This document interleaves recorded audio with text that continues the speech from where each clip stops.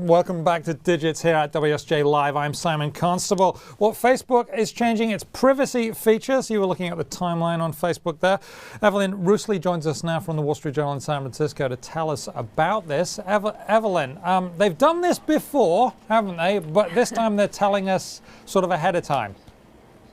They've done this many times. In fact, if you looked at a lot of the headlines yesterday, it was, Facebook once again is changing their privacy settings. They're fairly innocuous,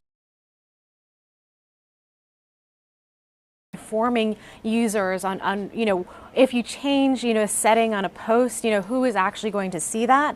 So it's more about education and kind of putting some context around what you're sharing and how you're sharing it. But they did sneak in one important change the other day, and that is now everyone is essentially searchable. So before you could opt out of being discovered on search, so your timeline just was completely hidden from search, but now they're eventually going to just take that away, and everyone is going to be able to find you on Facebook. Okay, well, maybe it's time for me to leave then. Evelyn, Facebook has faced criticism in the past because of changing stuff, privacy settings over time. What are they doing to try and avoid that this time? Well, I think that they really try to reach out to all the different media agencies and try to get us, educate them and let them know, you'll saw it on the blog post, really trying to go through every step. Okay, this is what we're doing. This is why, we're doing it and why we're trying to inform users on how their settings are going to look different. And, there's, one thing, for example, activity log, which is how you can look at your timeline and kind of from posts, whether that's pictures or whether that's comments, and then kind of adjust also based on audience. So, they went through all these different steps. They had a very lengthy blog post that they put up the other day, and it's all about kind of just trying to educate people and take a more measured, careful approach in doing this, because like you mentioned, Facebook has had a very awkward history with privacy, and a lot of privacy advocates in the past have criticized them for being very cavalier in their attitude with user privacy. Evelyn, what are privacy experts and users saying now about this? Are they happy? Are they unhappy?